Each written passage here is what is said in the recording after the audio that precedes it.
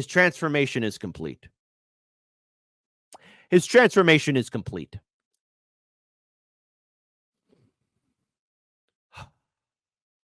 I'm going to bring up this nutless wonder. Bernie Sanders believes we can fix Kamala. We could push her to the left, especially with the crisis that's happening in Gaza. I know. I personally have to say, we here at Hardlands Media, especially in 2020, I had the audacity of hope. I really had the audacity of hope that Bernie Sanders was going to be ready. His campaign was going to be on point, that he was ready to fight. And I was wrong. I was wrong about him in 2016. I was wrong about him in 2020. Any kind words I have ever said about Bernie Sanders, I take it back. And I have to live with that L. Because this man created a movement and he left his people. He left his people. Bernie Sanders says you can move Kamala to the left. So he's going to tell all you people to shut up. Just shut up and vote Kamala, and we'll hold her feet to the fire. Like what Fat Tony says. Just keep your powder dry. This is the face of a cuck, a spineless, nutless wonder. Bernie, I want my money back. I understand that there are millions of Americans who disagree with President Biden and Vice President Kamala Harris on the terrible war in Gaza. I am one of them. While Israel had a right to defend itself against the horrific Hamas terrorist attack of October 7th, which killed 1,200 innocent people and took 250... Kurt Boss, Kurt. Don't give him the title of king. He doesn't deserve that. He doesn't deserve that. He doesn't deserve that. Don't do that. Don't do that. Kurt Boss, you're good. You are a good person, but don't give him that title. He doesn't deserve the title of king. Hostages, it did not have the right to wage an all-out war against the entire Palestinian people. It did not have the right to kill 42,000 Palestinians, 2/3 of whom were children, women, and the elderly, or injure over 100,000 people in Gaza. It did not have the right to destroy Gaza's infrastructure, housing, and healthcare system. It did not have the right to bomb every one of Gaza's 12 universities. It did not have the right to block humanitarian aid, causing massive malnutrition in children and, in fact, starvation. And that is why I am doing everything I can to block U.S. military aid and offensive weapons sales to the right-wing extremist Netanyahu government in Israel. Yeah, but what about your political party? See, he closed his eyes. He realized that not only is he crapping his pants, but he's crapping out of his mouth too. And I know that many of you share those feelings. And some of you are saying, how can I vote for Kamala Harris if she is supporting this terrible war? Just shut up, you stupid people, and vote. Keep your powder dry. We'll hold her feet to the fire. Don't do forced to vote. How dare you think for yourselves? Don't vote for Jill Stein. Don't vote third party. Don't vote independent. Don't vote libertarian. Don't vote with your conscience. Hey, you're not going to vote? You're worse than Hitler. You're helping Trump. And that is a very fair question. And let me give you my best answer. And that is that even on this issue, Donald Trump and his right-wing friends are worse. I know, because Trump is bad. Pai Mei, listen, I know you could rip out my eyeball and stop my heart. And I know I've greatly offended you. So I bow my head in respect, but please, I promise, you're about to see more of this horrible individual. Just, please, Pai Mei. Please, Pai Mei. Indulge me in this, and I will make it up to you. I'll start punching the board harder. I promise. In the Senate, in Congress, the Republicans have worked overtime to block humanitarian aid to the starving children in Gaza. The president and vice president both support getting as much humanitarian aid into Gaza as soon as possible. Trump has said Netanyahu is doing a good job and has said Biden Biden's also saying he's doing a good job, you goof troop. Is holding him back. He has suggested that the Gaza Strip would make excellent beachfront property for development. And it is no wonder Netanyahu prefers to have Donald Trump in office. But even more importantly, and this I promise you, After Kamala wins, we will together do everything that we can to change U.S. policy toward Netanyahu. An immediate ceasefire, the return of all hostages, a surge of massive humanitarian aid, the stopping of settler attacks on the West Bank. Do you think that's going to happen? Type 1 for yes, Kit. Once Kamala's in office, things are going to change. You'll see. Shame on you. Shame on you, Kit Cabello. You're not a jolly good fellow. Type 2, man, that ain't going to happen. That ain't going to happen. Nothing will fundamentally change. You silly goose. The rebuilding of Gaza for the Palestinians. I wonder how many twos will be in the chat. I wonder. People. And let me be clear, we will have, in my view, a much better chance of changing U.S. policy with Kamala than with Trump, who is extremely close to Netanyahu and sees him as a like-minded, right-wing extremist ally. But let me also say this, and I deal with this every single day as a U.S. Senator. As important as Gaza is, and as strongly as many of us feel about this issue. Hang on. Brace yourself, because what's going to happen here is the but. This is always the same lines like, hey, I don't want to sound offensive, but I don't want to sound like this, but hey, just ignore what's happening in Gaza. That's what Bernie's going to say right here in a 3, 2, 1. It is not the only issue at stake in this election. If Trump wins, women in this country will suffer an enormous setback and lose the ability to control their own bodies. That is not acceptable. If Trump wins, to be honest with you, the struggle against climate change is over. Oh, God. Well, virtually every scientist who has studied the issue understands that climate change is real and an existential threat to our country and the world. Trump believes it is a hoax. And if the United States, the largest economy in the world, stops transforming our energy system away from fossil fuel, every other country, China, Europe, all over the world, they will do exactly the same thing. And God only knows the kind of planet we will leave to our kids and future generations. If Trump wins at a time of massive income and wealth inequality. How did the economy go belly up? How did the economy go belly up? Who's the current president right now? You nutless wonder. He will demand even more tax breaks for the very richest people in our country while cutting back on programs that working families desperately need. The rich will only get richer, while the minimum wage will remain at $7.25 an hour, and millions of our fellow workers will continue to earn starvation wages. Did you all see the recent Trump rally at Madison Square Garden? The Madison Square Garden rally.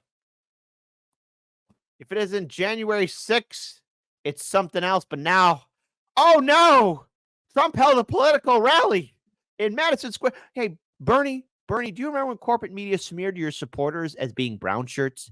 You remember, Bernie, you nutless wonder? You remember when corporate media and the Democrats were calling all your supporters straight white males? I remember that. So if you were a black man, black woman, Latino man, or a woman, a Latina, there you go, ooh la la. It doesn't matter, nationality, creed, color. Congratulations, corporate media and the Democratic establishment. If you were a Bernie Sanders supporters, you became a heterosexual, straight, white male.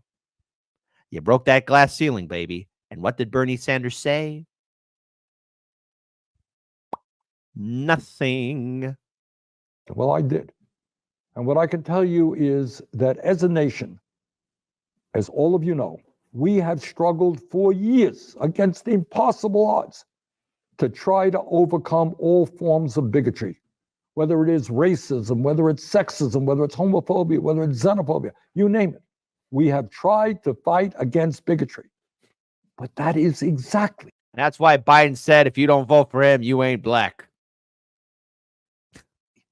What we saw on display at that unbelievable Trump rally. It was not a question of speakers getting up there disagreeing with Kamala Harris on the issues. That wasn't the issue at all. They were attacking her simply because she was a woman and a woman of color. Extreme. Pai Mei is throwing those tomatoes, but those tomatoes won't land softly. Those tomatoes are being thrown to kill. Vulgar sexism and racism. Is that really the kind of America that we can allow? So let me conclude by saying this. This is the most consequential election in our lifetime. Say the line, Bart. Say the line. This is the most important election of our lifetime. No, my lovelies. This election is going to be the most hilarious and most interesting. But just so you all know, people ain't buying Bernie's BS because I promised you guys something fun at the end. Yesterday, in Wisconsin, Madison, Wisconsin, the state up north of Illinois, and it's a city that's in Wisconsin, activists disrupted Bernie Sanders because they're afraid. Bernie and the Democrats are afraid Stein's going to be taking votes away. So you got to vote for Kamala. Bernie's being a good cuck for Kamala. How will you push for an arms embargo? Arms embargo now! I want to talk a little bit about what Kamala is going to do. When she began her campaign, Talk about Palestine! the first thing that she said was that as I go around the country, I see a major housing crisis. And it's not just homelessness. What it is that... Man, Bernie, you are a bag of hot air. I regret any kind word I ever said about you. God damn. I got to live with that L for the rest of my life. So if you're a Trump supporter, hey, you could say, ha ha, you supported Bernie. I'm like, yeah, I did. That was dumb. That was so stupid, kid. What were you thinking? Hey, you know what? But there were people who said Bernie Sanders never was that person who you think he is. And he, yeah, you know, break away from the Democratic Party, my lovelies. We are seeing people paying 50. Let's take on the corporate landlords who are ripping off their tenants every single day. What about illegal settlements in Gaza?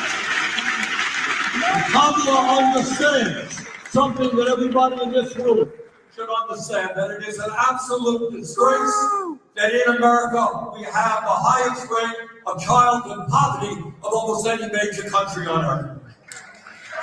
How will you push for an... But by the way, folks, I mean, that was only recent, but who wants to time travel?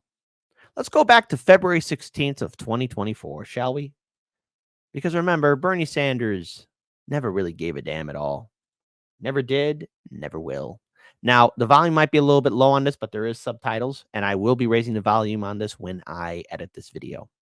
What is going on right now is absolutely outrageous. We've got to do everything that we can to end the slaughter of innocent men, women, and children. What I have supported, and I will work as hard as I can to get the Biden administration to support, is a UN trying to bring about a ceasefire, a humanitarian clause ceasefire, in order to provide the desperately needed aid that the Gaza people need. When you get to the word, I get a little bit queasy, and I don't, what genocide? We use the word, we've got to be careful about that word. It is a genocide. Remember, he didn't want to talk about it at first. Got to be careful. This was February 16th of 2024, way earlier this year. What's your definition of genocide? Bernie, you have funded Zionism yourself. You have funded the Israeli settler state. Here you are, pretending you aren't. It is disgusting. Liar, liar, genocide denier. Liar, liar, genocide denier. It's disgusting. It is reprehensible. You are a child killer. You are a genocide denier. The United States military-industrial complex are the largest murderers in the world. It does not matter if it is a Democrat or a Republican. You have murdered people around the world. The Native Americans are still being genocided. I have never heard you once speak about genocide.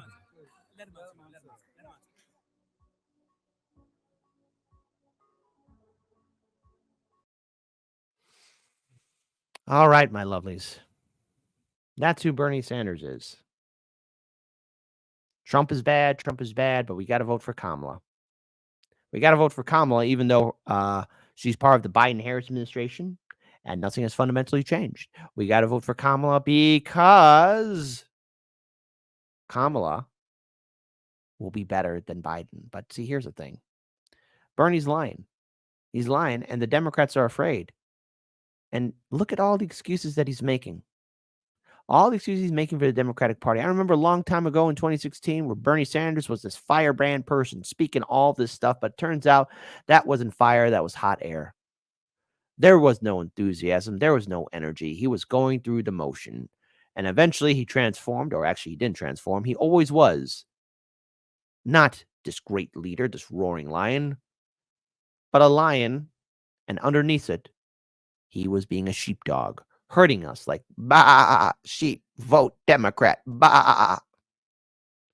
And listen, if he's willing to compromise on the crisis in Gaza, he's going to compromise with the Democrats on climate change, Medicare for all, student debt forgiveness, and everything else in between because he's already done it. Actions speak louder than words, Bernie. Bernie Sanders. We live in a maddening world here, folks. We live in a maddening world here. So that's who he is. He's a liar. So what I'm going to tell you is this.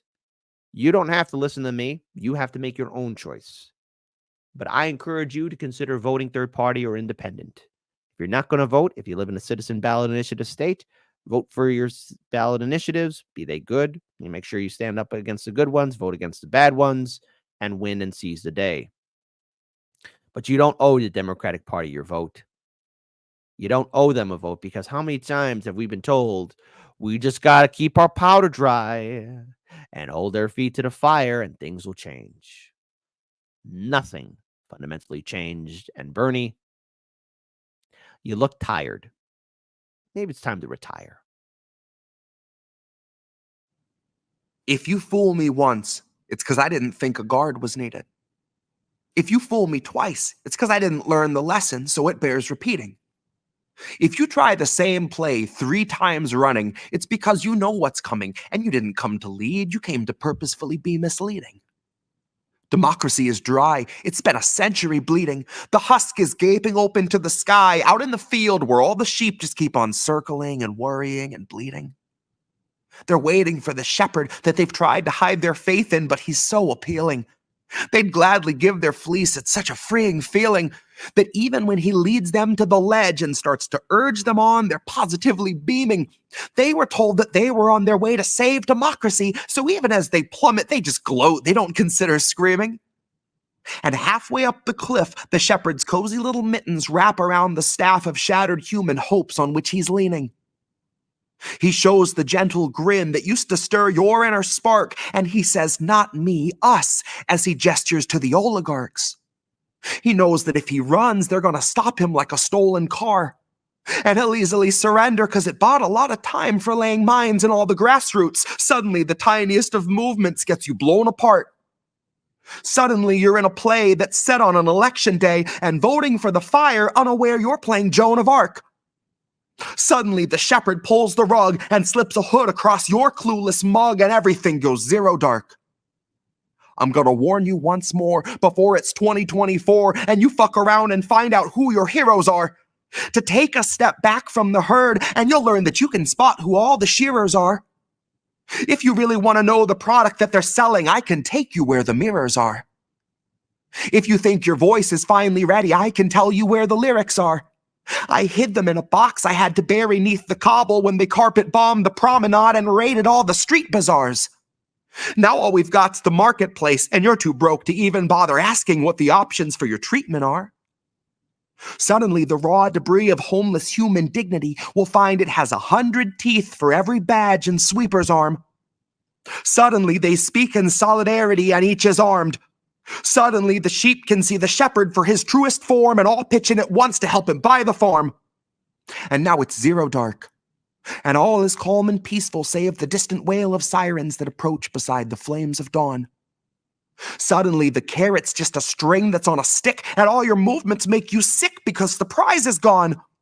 Now, we could go and flee into the forest low and meek, or we could exercise our right to feast and go and graze on Biden's lawn. Because he's been sowing seeds that seep a toxin out to sap a bit from each of us and keep on leaching decades after Biden's gone. So regardless who they summon out of hell to come and do the job, it will not feel like Biden's gone.